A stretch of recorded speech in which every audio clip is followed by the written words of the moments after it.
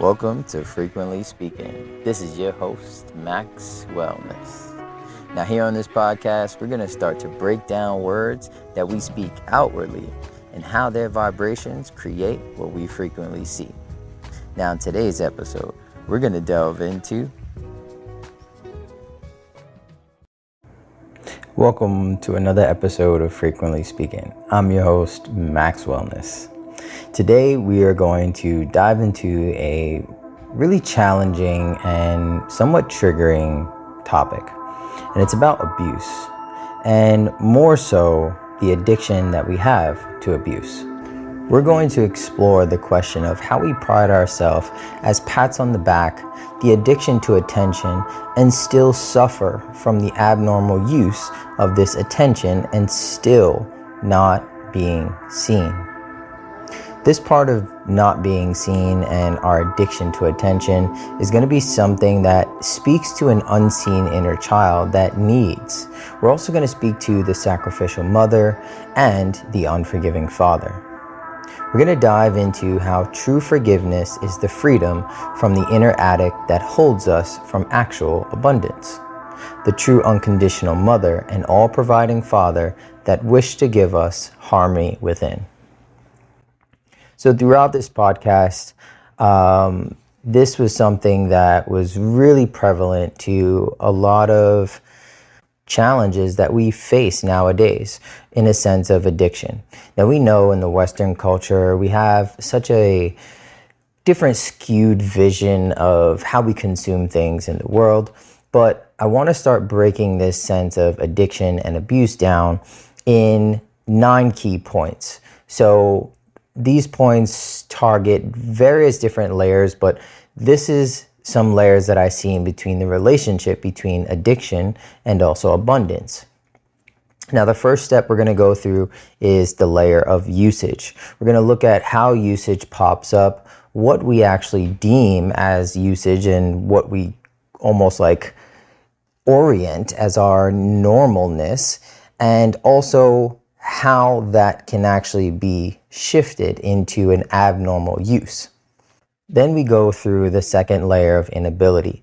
In this inability, we're going to look at how we start to limit ourselves with this sense of usage and how that hinders us from actually dancing in the world.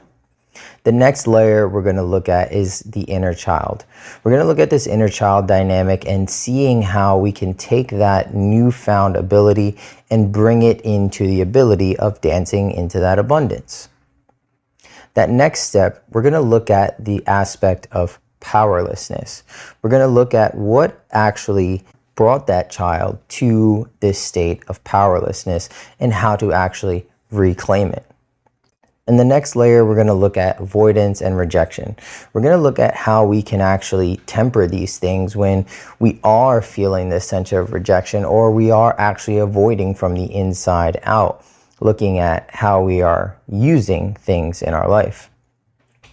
Then in the next layer, we're going to look at our level of capacity.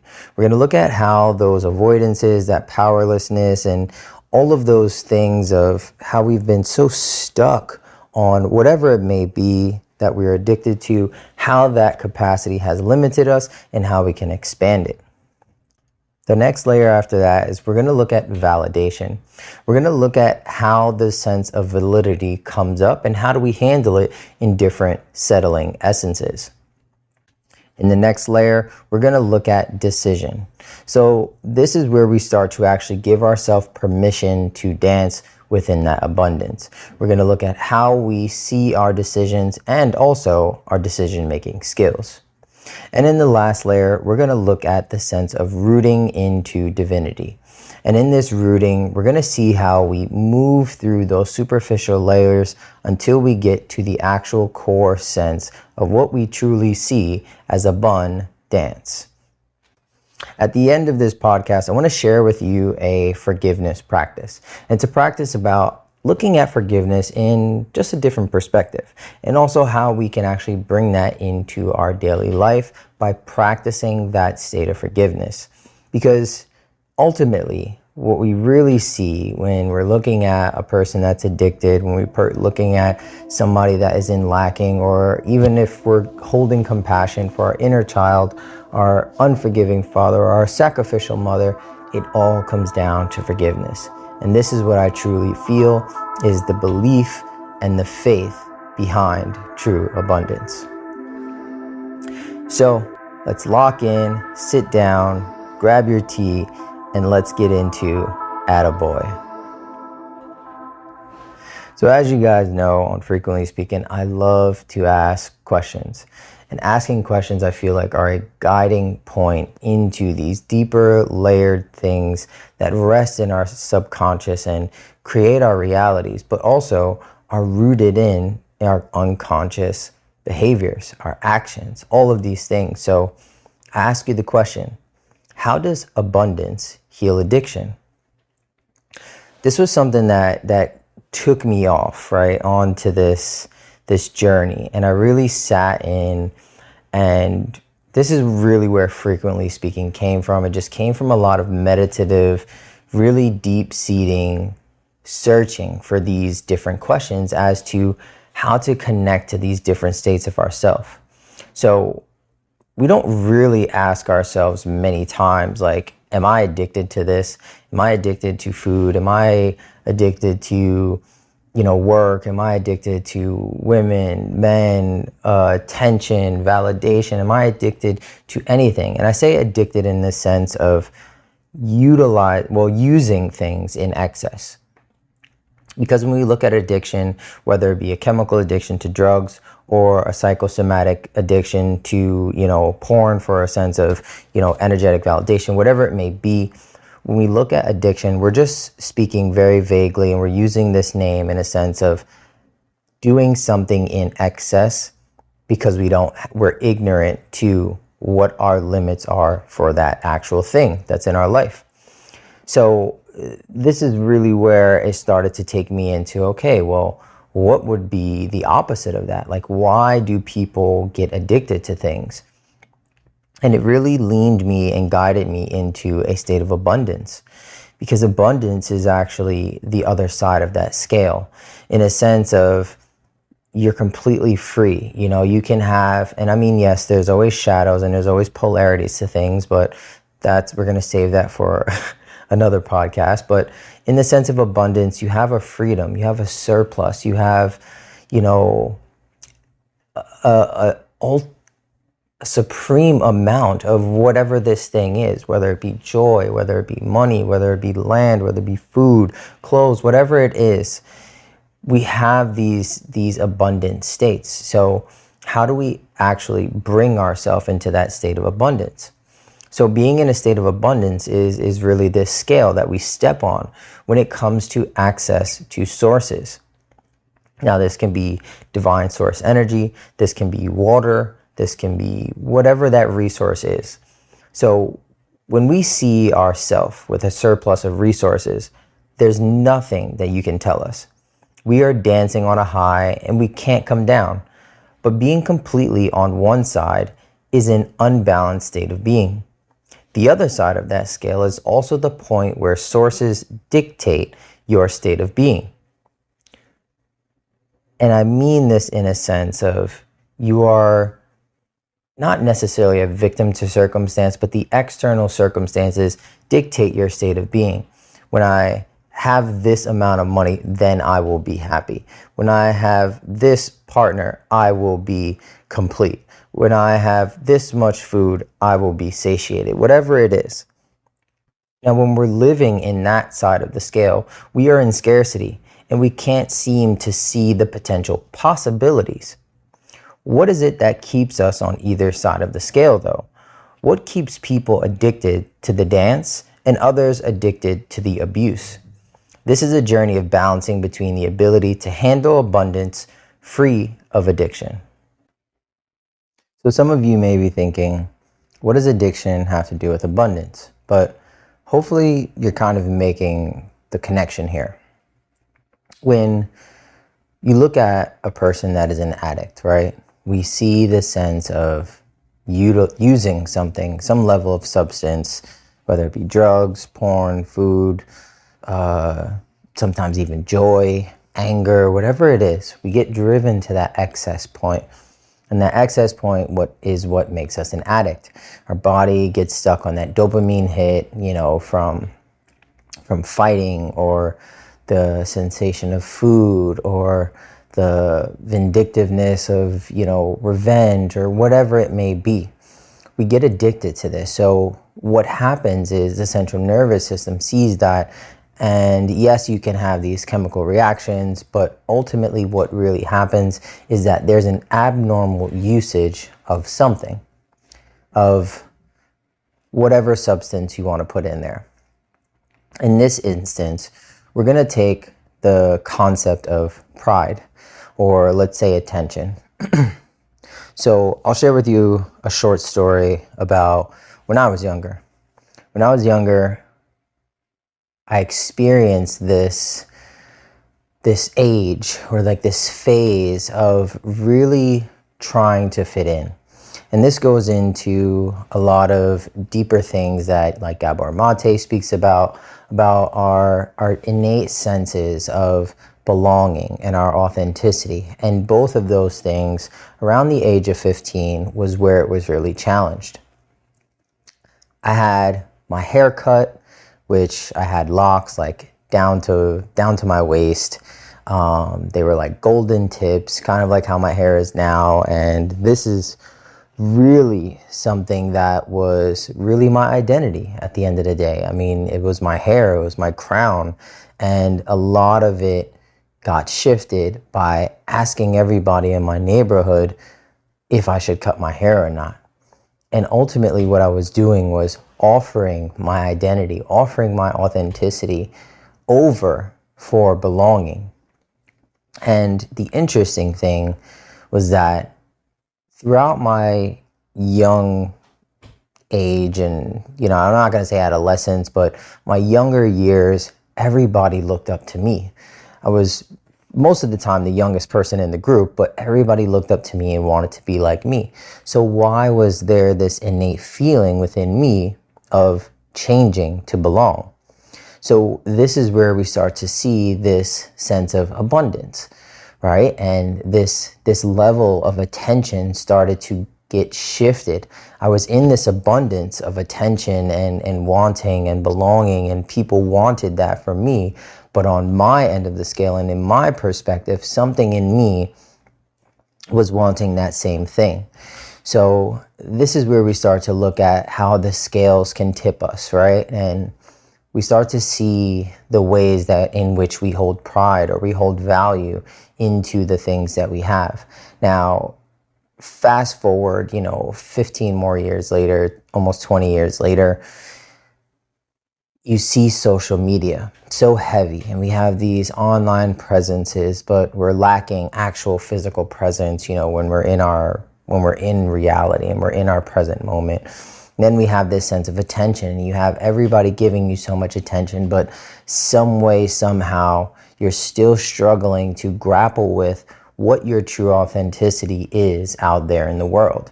It's so saturated by everybody else's page, whether it be your business, whether you're just trying to share your voice, share your art.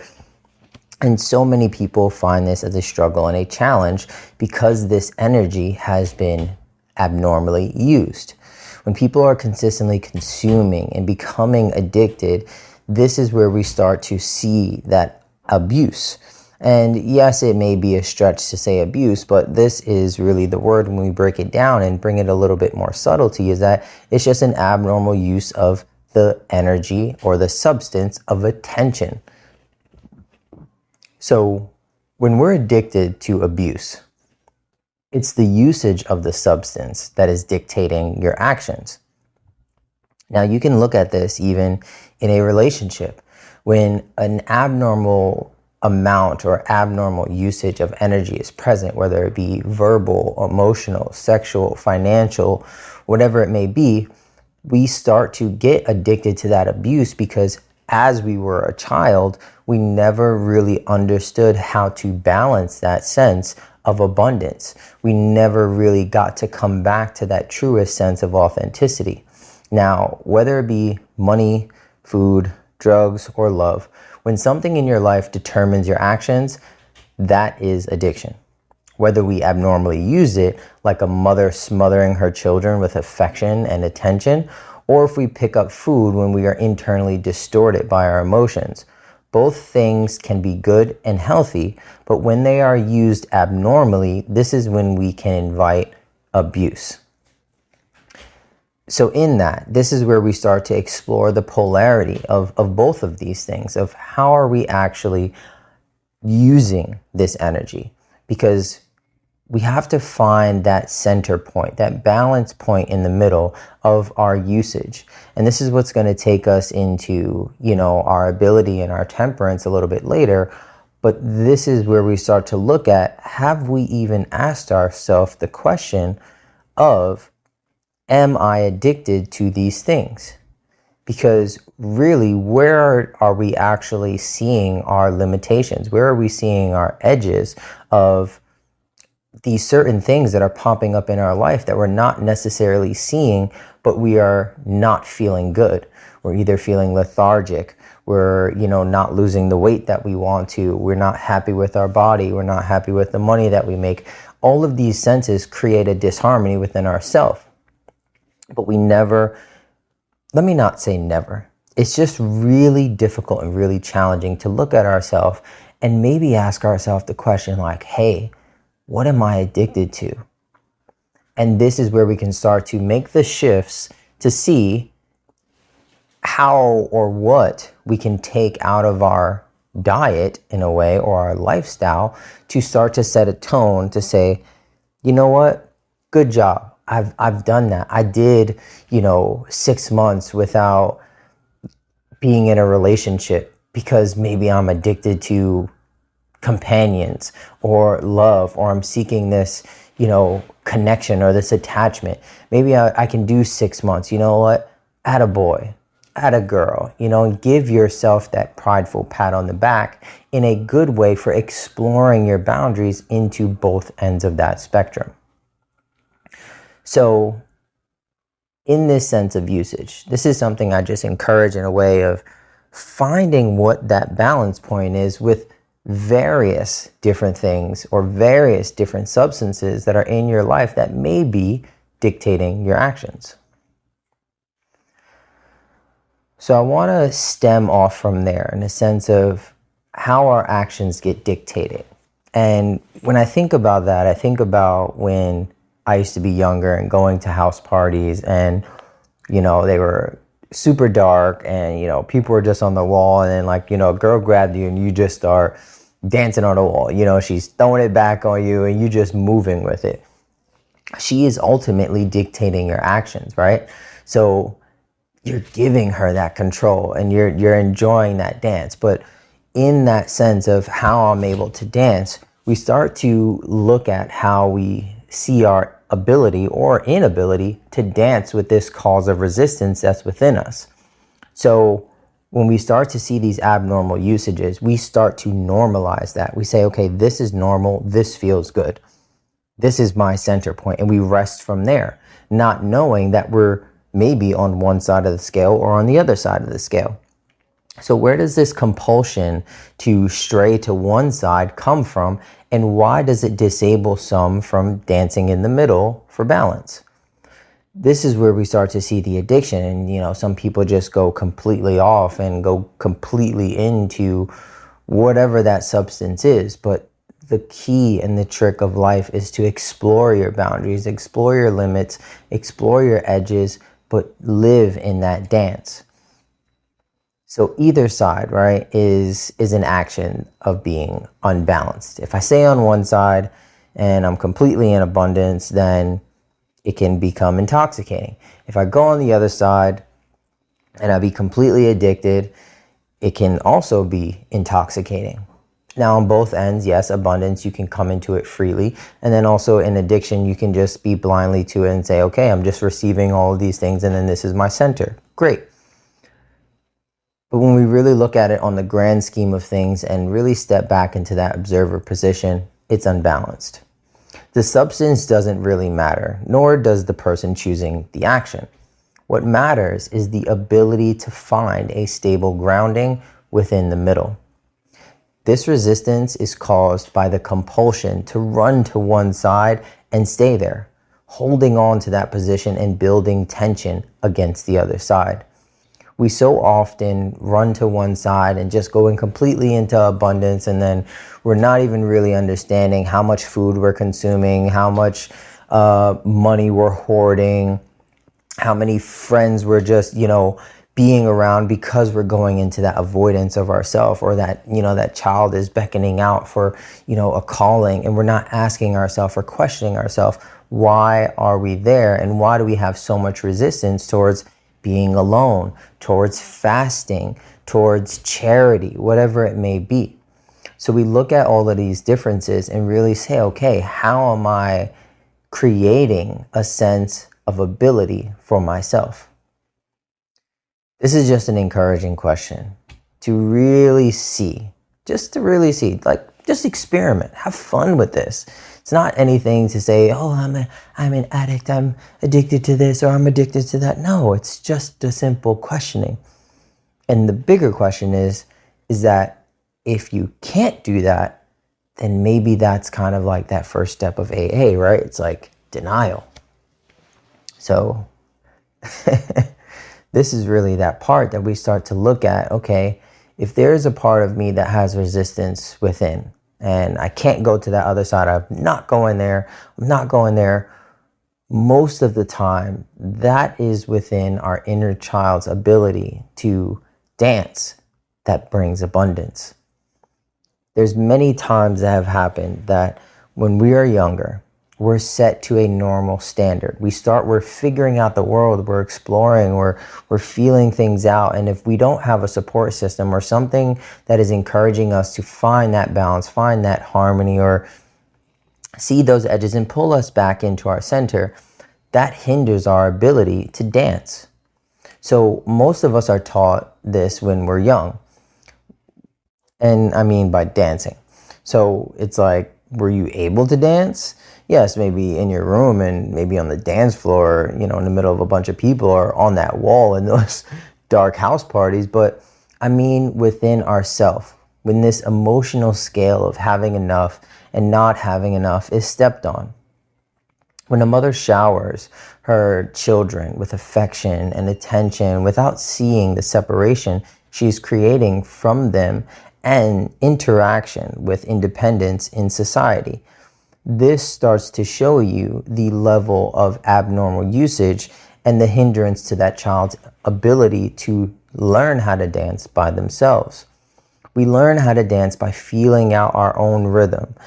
But if we're still learning the rhythms and the circumstances from the outside world, then we're going to keep consistently seeking in the outside world and become addicted to that outside world to find that inside inner harmony and balance and that inner abundance. So I understand that, maybe this is a little triggering for like mothers and showering their children with love and all these good things, but this is where we start to look at the archetype of the sacrificial mother. The sacrificial mother is about the mother that gives so much, and not just to her own children, but she sees the world as her child, and she gives and gives and gives and gives and gives until she's completely depleted. And as the children see this, they start to develop a privilege because they never learn to go out and step out in dependence, to be in a state of dependence on that mother, rather than finding out what the state of being in dependence of themselves actually feels like. So this sacrificial mother is, yes, tending and may have pure intentions, but ultimately what this child is seeing is that I am dependent on this source that is giving me these things, so much so that now she is depleted. So where is she actually giving from? She's giving from an empty space. She's giving from that sacrificial space. She's teaching the child, and I say child in a sense of whoever it is around you. Maybe it's one of your partners, maybe it's your actual child, maybe it's the people at your job, whatever it is. And anybody can embody this sacrificial mother archetype. But you give so much that you become depleted, and then there is nothing else to give. And then even the stuff that you are giving from that space, what is truly the value? It's truly empty because you're not giving from a clear, centered, abundant, nutritious state. So we see that, it may be done with pure intent, but is there not a righteous presence of survival, protection, and safeguarding, as it will, not to be there if she doesn't give it, Like, how can a child actually truly understand how to protect if they've always been protected? How can they understand how to learn to safeguard if they've always been guarded? So this is the part where that over or abnormal use, that abuse of a substance can actually inhibit the inner child's ability. So where is it left for her? And we say this in a sense of, how can it be true love without the sustainability of the source? And that need to stay in abundance comes from that internal learning to dance. So when that inner child is invited and we start to dissolve that resistance to that other side and we start to walk over to that other side, most times we find that inner child there because they're taking the walk with us, or we've left them over there, ultimately abandoning that other side of us. And then we open up into a state of abundance where we're actually able to dance in this internal learning and this internal ability. And we start to expand ourselves because we've walked from one side to the other, dissolving resistance, dissolving the needs. And we've learned the whole way not to use excess, to actually find the point of no return where there's nothing, absolutely nothing there. And also the other side where we're completely full. So we understand the appreciation and the pride in having an empty cup and also having an overflowing cup. Now, when we look at this inner child aspect, right, and this ability, we start to also see how a child's powerlessness to handle decision starts to breed this addiction. The power is in the root of deciding to use that power. Now, when we meet this inner child and we start to, reparent, you hear of these buzzwords of reparenting ourselves, inner child work, integration, all this good things. But really, when we look at and we start to have a conversation with this inner child and we start to ask these deeper questions, these deeper hard set questions. And I'm only bringing this into this podcast because, to be honest, most people don't dive into this. They don't ask themselves these hard ass questions of like, why am I going to interrogate my inner child in this way? But it's not a sense of interrogation. It's when you come from a space of compassion, when you come from a space of love, when you come from a space of unconditional love and getting to know this child, you start to see that powerlessness that was there and you give it voice. Not in a sense to say, oh, you are powerless. It's to say, hey, I can see how you were powerless in that. Let's bring you this power because this is where I'm coming from. I'm coming from this empowered state of deciding that we are not any longer in addiction. We are going to dance. We are in this abundance and we are going to forgive that powerlessness. Not the people that made us powerless, not us that gave the power away. We're going to forgive that state of being because we see that deciding now is to actually dance. And when a child is not allowed to dance, a power is taken away, a power to decide. There's no set capacity, only the rejection that is received and the avoidance that is held. As well as all the other energy there is the ability to transform that potential powerlessness into positive power. So we see how over all the years and going to that other side of the scale and building up that resistance and not wanting to go to that other side because I have to stay on this other side, that is ultimately, with true clear eyes, avoidance. We see the avoidance that is held on by that adult because they're running so far into the distance, because they're trying to increase their ability. We're trying to, get away from that resistance, but ultimately it's a state of powerlessness that we're running from. rather than leaning into it and embracing it and forgiving it, giving it for that state of abundance. Not because it's to blame or there's sorrow that needs to be there, but what am I giving for this state of abundance? I'm going to give this state of powerlessness because I see the addiction that it's bred. I see the way that when that food comes around or that extra round of drinks, I just succumb to it. And I succumb to it. And when that person comes around and says, hey, like, I want to come over, and I succumb to it. That's the addiction. It breeds that. And there's no power there. Everything from the outside just takes your power. But the power is in the root of deciding how to use that power and transform it into something powerful and something positive.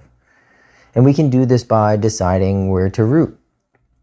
When we can empower and guide a child into where to root, there can be that shift to accepting what you can and can't do to begin to explore your capacity for your capability. When we start to really, really, truly see our capacity and our capability to do things, to be things, to create things, to grow from those things, whether it be a state, whether it be a manifestation in the physical, whether it be financial, whether it be food, project, whatever it may be. When we start to dissolve that rejection, dissolve that avoidance, and lean into it more, we start achieving this tempered usage. We start to see that our ability to take this substance in, we are no longer using it or allowing it to use us. We start to utilize it. We start to see these things as positive fuel and positive power to turn into something. Now that consumption is transformed. Now that consumption is not just going into a complete emptiness, but this compulsion to be on one side, the scarcity, or the other side, surplus, it can start to come with this sense of avoidance or rejection, right? Now, avoiding scarcity of love, satiation, or happiness, this is where we start to see, are we rejecting the responsibility of having so much and becoming blind to the possibility of being in the dance? That's for you to decide. You have to decide to see how this rejection or this avoidance is coming up. Why am I avoiding that other side? Why am I avoiding this inner child? Why am I avoiding that scarcity? Why am I avoiding that fast? Why am I avoiding that clear mind of not smoking any more weed, or that clear mind of not drinking? Why am I rejecting that sense of, living below my means? Or why am I rejecting that sense of, not leaving my hometown? Whatever it may be, we start to see that tempered level of usage, which is moderation in a way, to see how it's blinding us from the possibility of allowing us to dance in our abundance.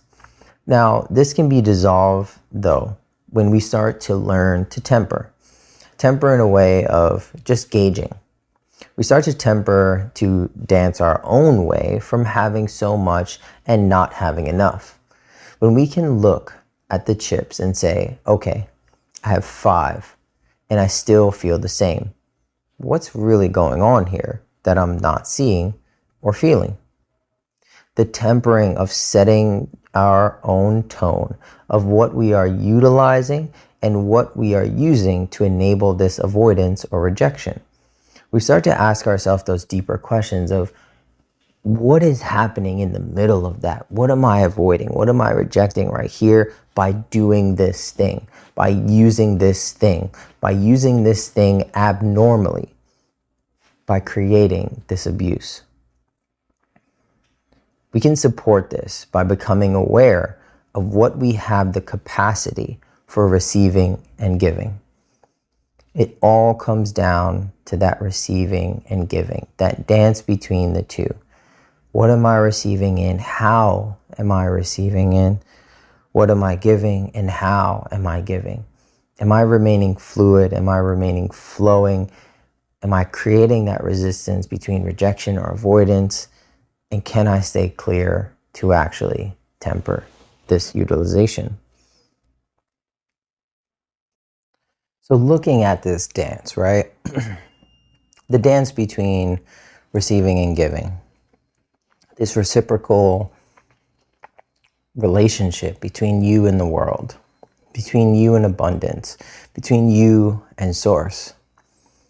The only thing that really has happened between the point of your birth and now is all the things that you've learned in between.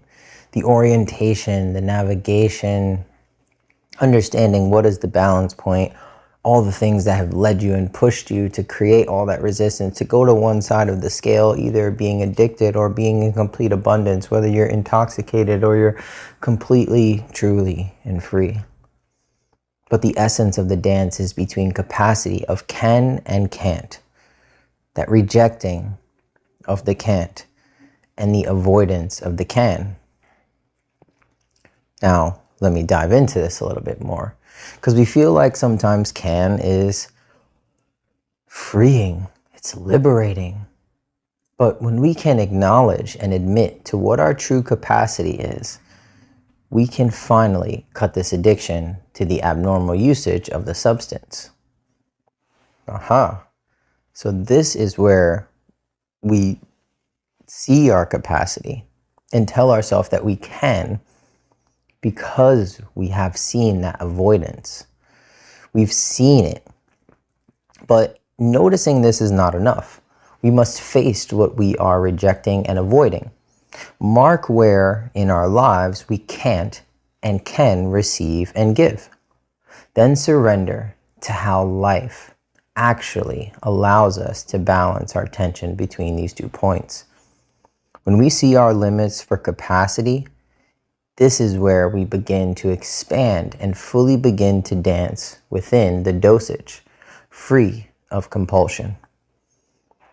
Looking at these different limitations, it's not just about leaning into it. Like, that is step 1 for sure. But this is where we see the archetype of the unforgiving father. We see this concept of allowing our capacity. What is our capacity? Our activity of capping. Where are we saying, okay, I can do this? And then, we set that capacity so high, but then the father, that unforgiving father, is not necessarily allowing you into that abundance, because when you go into that complete state of can and you're in that abundance, what you're really feeling on that side is, this is not enough. I need more. This is not enough. I need more. It's that father, that masculine, that is unforgiving of how much it receives, of how much it actually takes in, of how much is actually even there, that we totally miss what that capacity actually looks like. So we take on that same unlimited or abundant true nature of ourself, but it has this unforgiving tinge on it, because we have yet to forgive why we are avoiding going the opposite way. That is the compulsion that stays there, because that archetype of the unforgiving father is always wanting to do more because we feel like we're not enough. Always feeling like we have to be addicted to this thing and we don't know what the limit is, or we're not necessarily tempered because we won't be forgiven. That masculine sense of creating in the physical realm, that masculine sense of understanding the emotions and creating order, and it's never going to be enough because my true capacity is not enough, because I'm avoiding that other side. I have a fear of going to that other side. So that inner child feels that unforgivingness and keeps moving, keeps going forward. But that inner child is actually the one that's on that other side. And it's our human self that keeps consistently going into the world, going off, continuing to do more, to find abundance, to seek abundance, to create abundance, and do all these things rather than resting into the balanced state of his true natural birthright of abundance and dancing within that. And we start to achieve this point. And we see these archetypes for what they truly are. We start to notice our cans, our can'ts, our capacity. We bring our inner child with us, take them on the walk. We create more ability for ourselves. We dissolve the rejection, dissolve the avoidance. We start achieving this level of validation. We start seeing what's right, what's true. But achieving the validation of handling by settling into the essence of handling is completely different than looking outside for validation. Sure, but how do we validate the fact that we can handle both of those ends of the spectrum?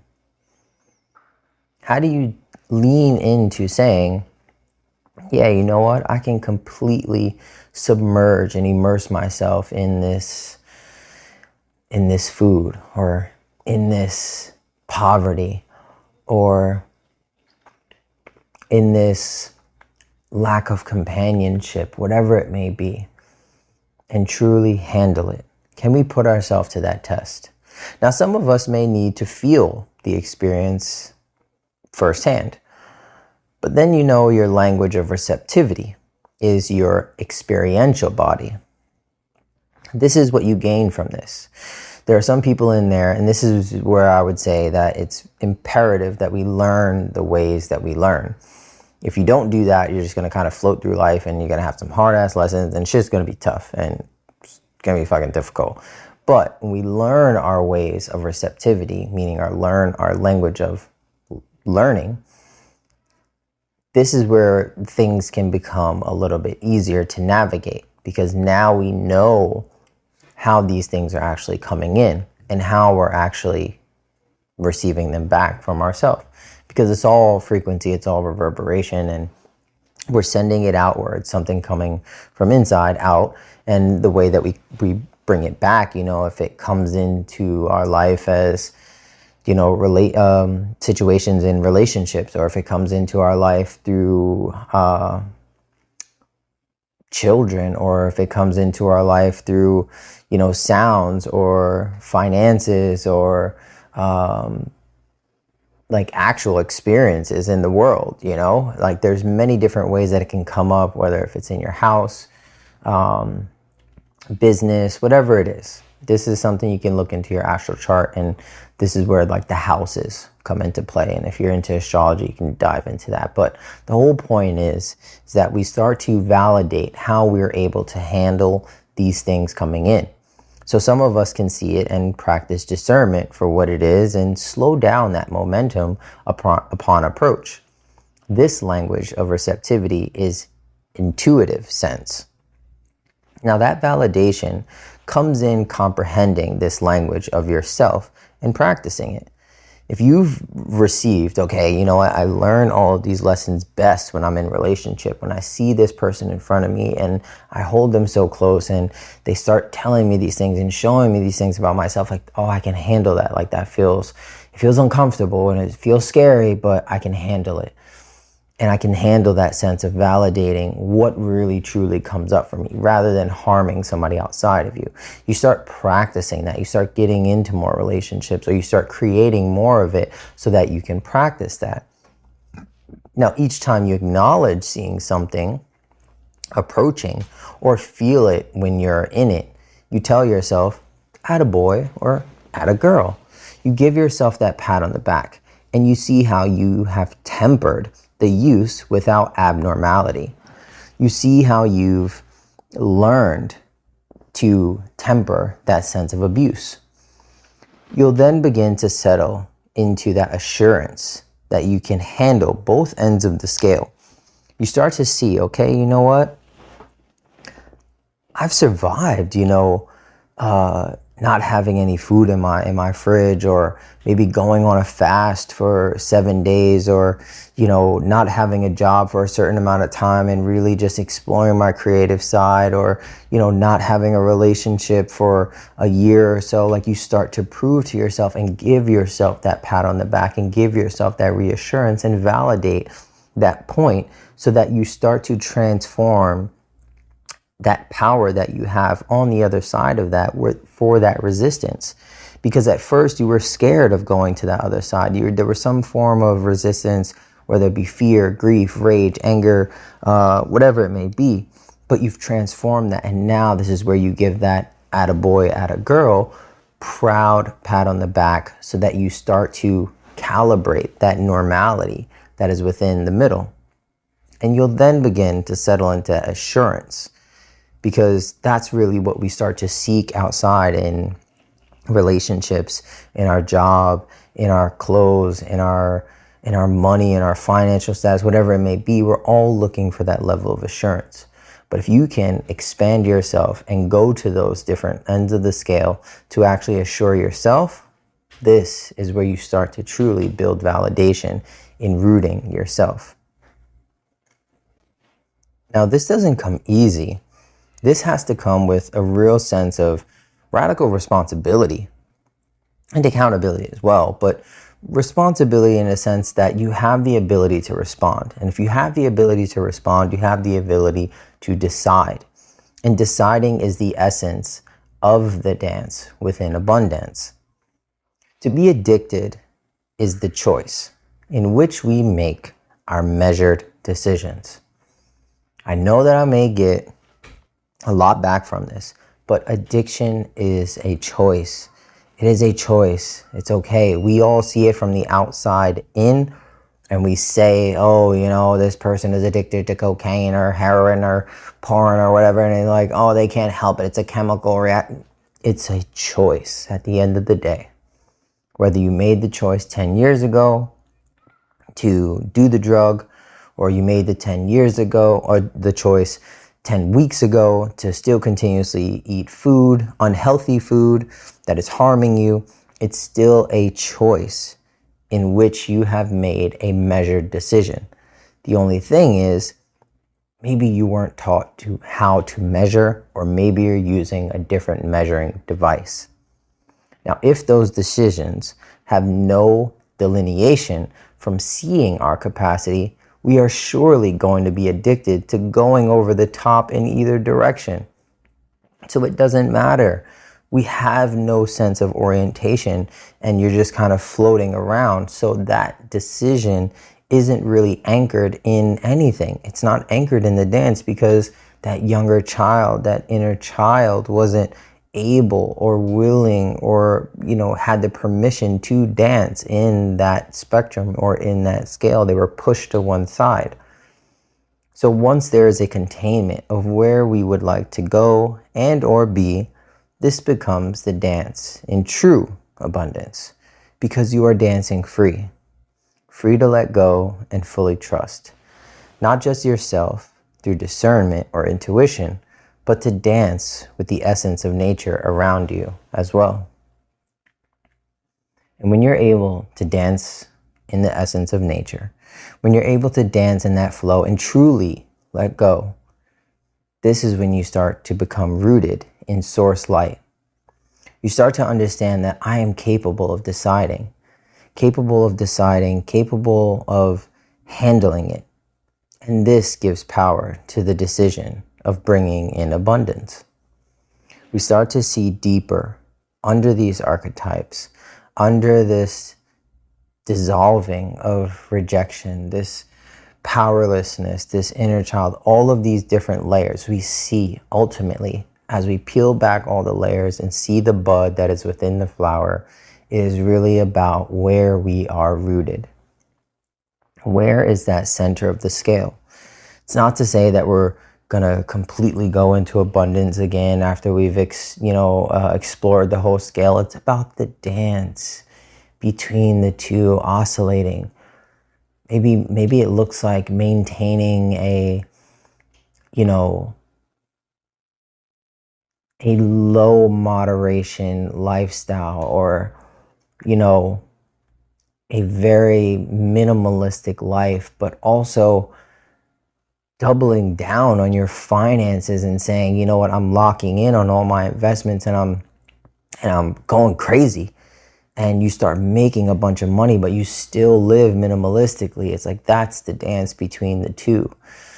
Because when you're rooted in that source light and you see your capability and you decide to handle it in whichever way that you choose, this gives power to your decision.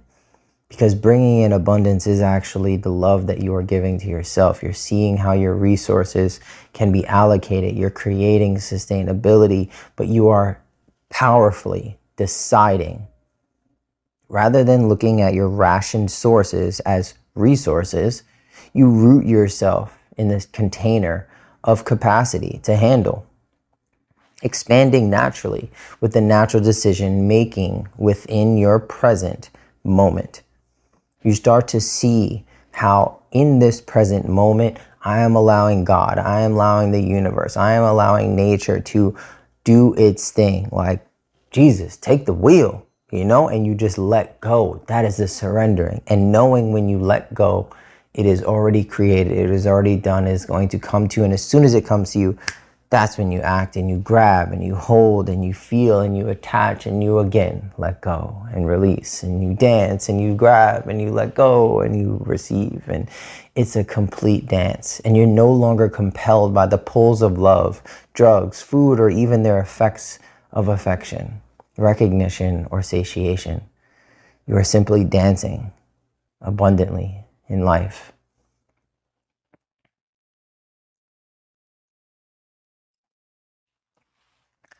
So I would like to wrap things up with a forgiveness practice. Now, this is something that I've also shared with a few people to bring in and invite in more forgiveness.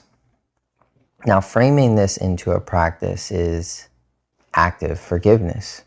We're taking a state of being and we're making it active. We're practicing it. We're putting it out into the world. We're not just sustaining it in our state of being and just holding it and walking like I'm a forgiving, divine light, spiritual being and just being that. We're actually practicing it and giving it to the world because it is a gift. But forgiveness by asking what you are giving it up for. Whatever this abuse was, whatever this addiction was, whatever the substance was, what am I giving it up for? And the responsibility that was placed on that inner child to dance or not to dance may have been the cause for the avoidance, rejection, anger, or frustration. They have the right to change, though. You have the capability now to decide that. Just as a plant is rooted in soil, so it is in the pot.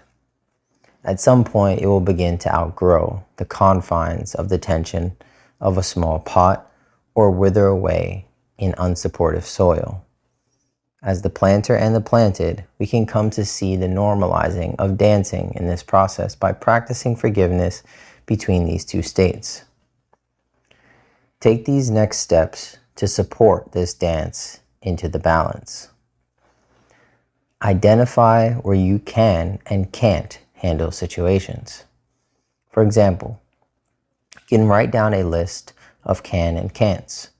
When you take your situations that are in your life presently that cause you some level of disruption or have some level of resistance or friction there that you want to offer forgiveness to, write it on either side of the paper.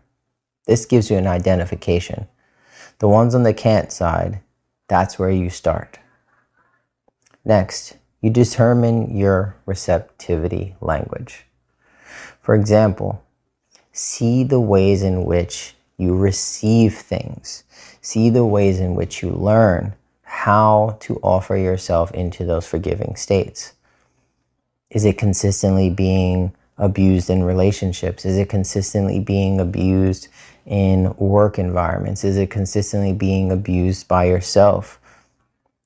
See how you receive these states or experiences of having to forgive.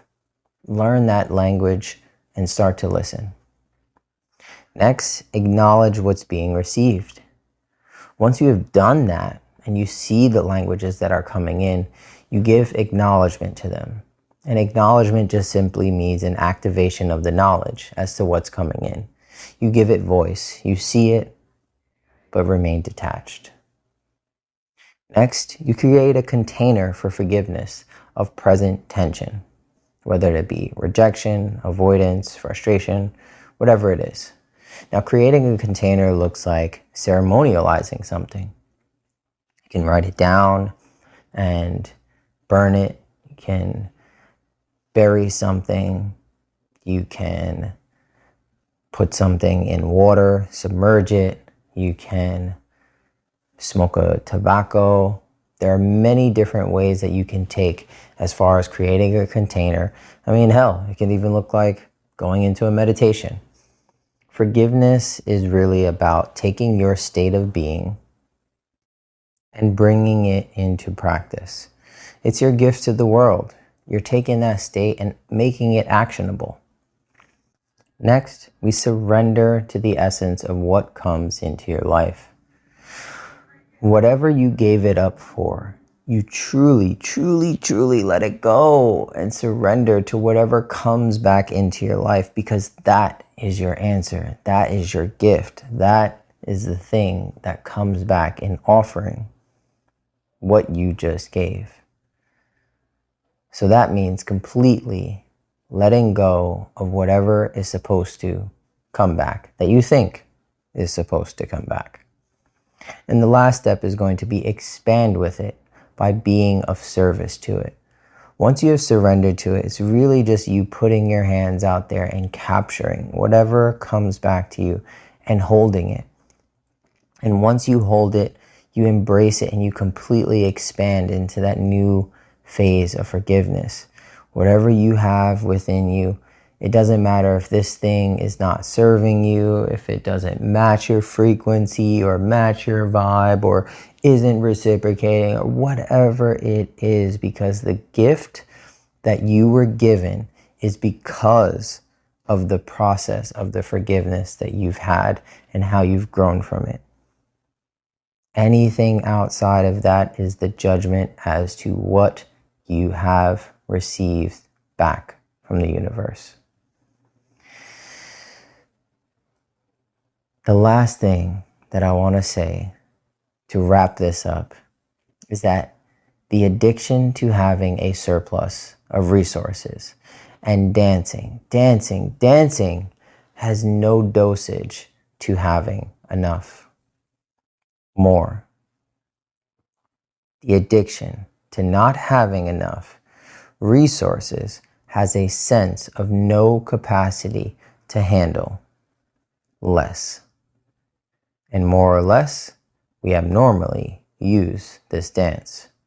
When we can root into a source that is whole, both defined and expansive, we can dance freely, safely, into abundance, balanced. If you like this episode and would like to explore more perspectives like this with me, as we get a bit more intimate and intricate look into our internal vibrations, be sure to tune in to next week's episode and subscribe for more. Until then, keep frequently speaking what you frequently see.